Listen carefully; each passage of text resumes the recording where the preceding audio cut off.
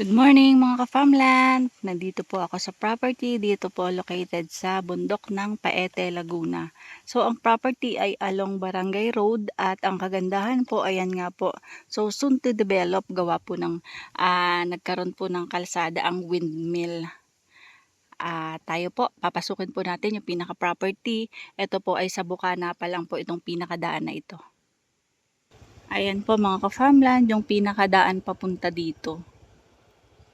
Banda dun pa po yung property. Ayan po, kung makikita nyo, maganda po ang kapaligiran dito kasi nature na nature po. Ayan. Ang kagandahan po, nagkaroon na po ng development kasi po, meron pong tower doon ng windmill na itatayo. At yung pong property ay overlooking po yun mga ka-farmland. Ayan mga farmland, napakaganda ng view dito. So ang property po ay iyang kabila. Ayan. Ayan. Papunta doon. Tingnan nyo naman ang view. Oh, kita ang bundok Banahaw, ang Laguna de Bay. Na-amaze ako kaya hindi ako makapagsalita. So nandito kami located po sa bundok ng Paete, Laguna. At tingnan nyo po ang view niya, sobrang ganda.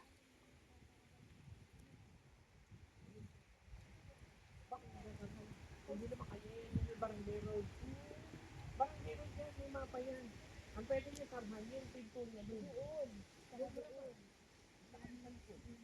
Ayan oh. Ang property ay ito sa kabila. So, yan po ay sa ngayon po ay masukal pa.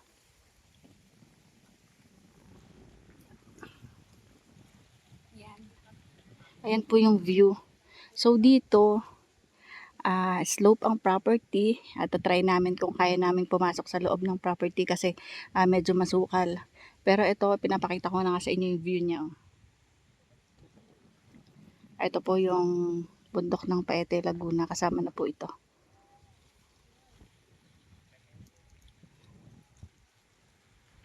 Ay, shout out nga po kay Ka Wilma Aragdon ng Sitio Kalayaan, Barangay San Antonio, Kalayaan, Laguna. Shout out sa iyo Ka Wilma. Thank you for watching.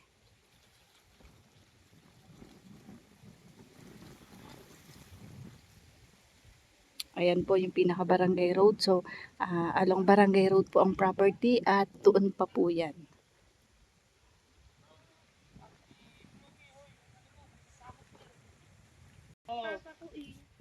Yan, so ito pinaka property, papasok po doon.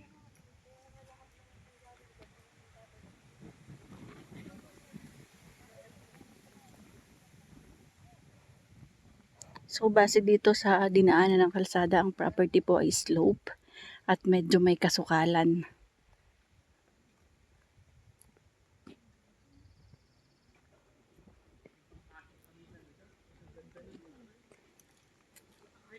Sobrang ganda po dito mga ka-farmland. Pasok po ang 4 wheels. Yan po ay aayusin pa. At lalatagan po ulit ng mga bato. Bakit ganun? Isan lang ang sinabihan ko eh. Ay gano'n po talaga. Pag may nalaman nilalangaw. Tapos ay, Huwag na nga. yung isa, yung ano, yung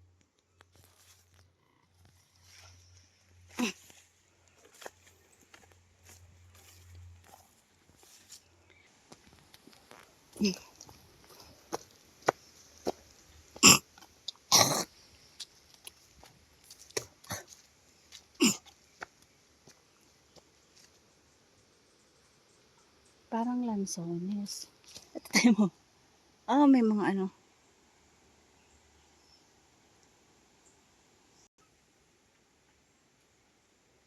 Ayan mga ka-farmland, nandun po yung pinakasapa sa ibaba.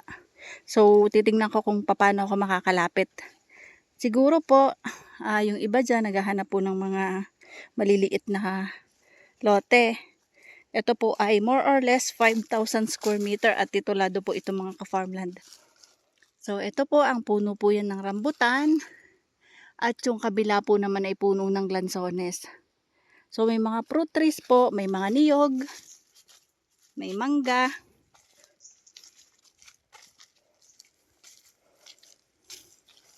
Shout out po sa aking mga kliyente po na nagtitiwala kay Ka-Farmland TV. Maraming salamat po sa pagtitiwala nyo kay Ka-Farmland TV. So ayan po, may lansones pa rin. Tatry ko kung kaya kong mabilang ang puno ng lansones. Base sa nakikita ko, 1, 2, 3, 4. 4 sa area dito.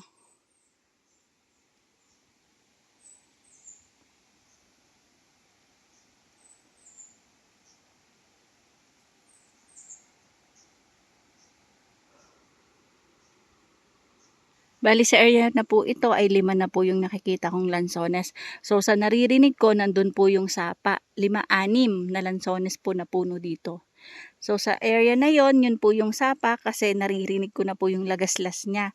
Hindi ko lang makita kung saan talaga yung pinakadaan papunta doon. So lilibo tayo, pupunta naman ako sa area dito para baka sakaling may daan papunta doon.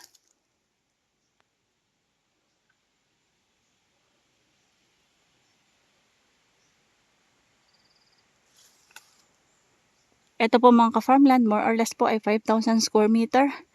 At 500 pesos po ang asking ng may-ari dito. So nakakatuwa po, napakaganda po ng property. At hindi po siya ganun ka-slope. May part po na talagang malalim yung pagka-slope base po dun sa may sapa. Pero ito po yung maganda pong location. Ang ganda po niyang gawing pinaka-camping site, Airbnb kasi accessible po sa kalsada. Ang daan, kayang-kaya po mapasok ng mga sasakyan. So, nandito naman ako sa kabila ng sakop ng property. Ito po ay flat dito sa area na to. Tapos, dun po ako galing. Yun po ang medyo slope lang po. So, nandun po yung pinakakalsada. Yan.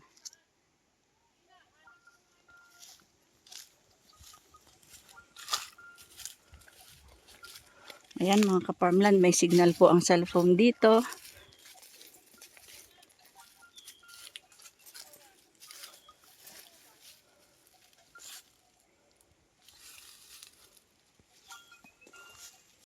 So, nandito po ako sa kabilang area ng property at meron po ditong langka, tsaka po santol. Ayan po, meron din pong saging, tsaka po mga niyog. So, nandun po yung pinakakalsada ng property.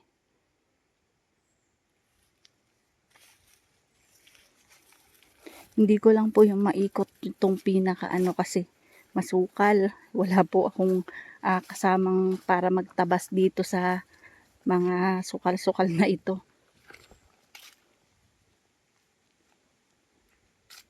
Titingnan ko po kung ano po yung nandito, kung ito po ba ay may sapa sa area na ito. May source po ng tubig. Nakakatuwa naman mga ka-farmland.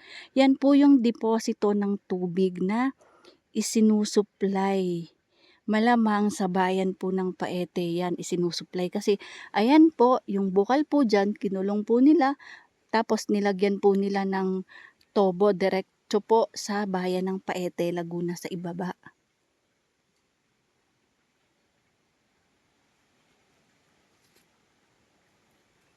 Tara, lapit tayo para po mapakita ko sa inyo.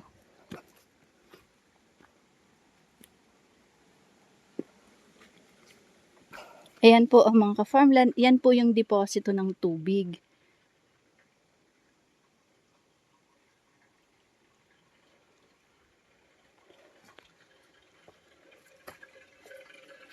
Ayan.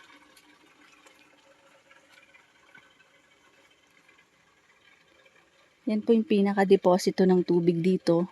At yung tobo na yan, pababa po dyan. So, papunta po yan sa bayan.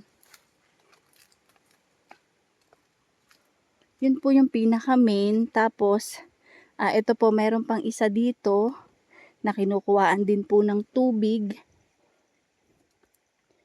Ayan. Ayan po yung isa. Papunta po naman dun, pababa po. So, ito mga farmland ay malalaman natin kung masasakop pa ng property ito base po sa pag po ipinarelocate itong property.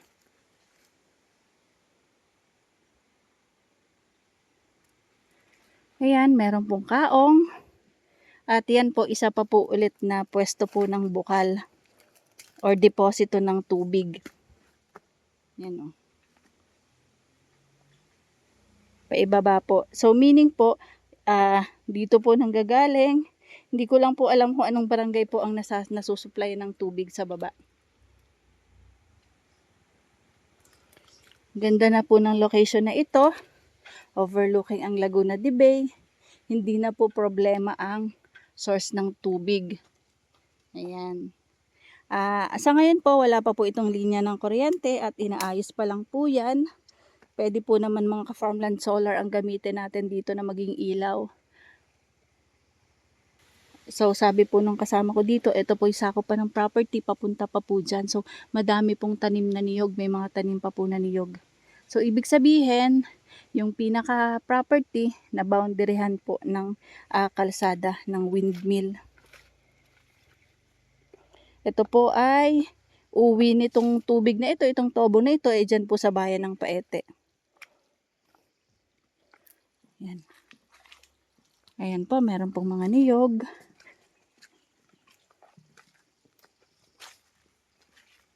Malakas ang tubig, naririnig ko yung bulwakan ng tubig.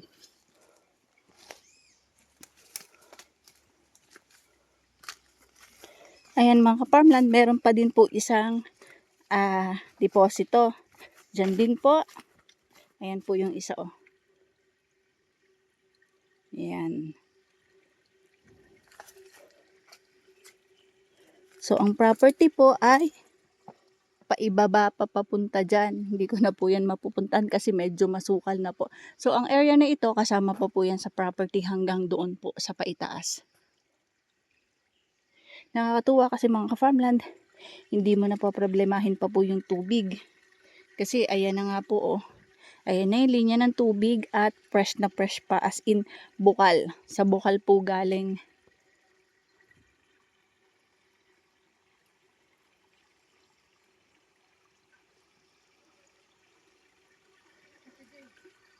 So ayan mga farmland.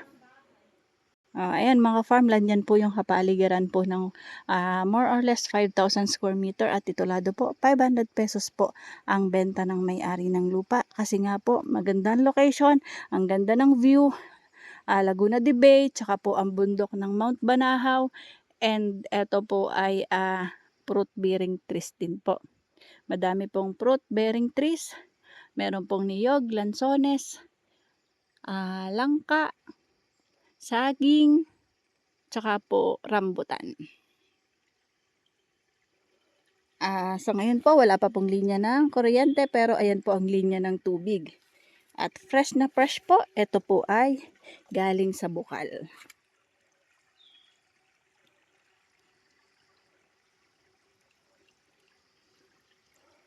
Ayan po mga farmland. So paano mga farmland? Bye bye po. See you for the next videos. God bless po sa ating lahat. Bye bye.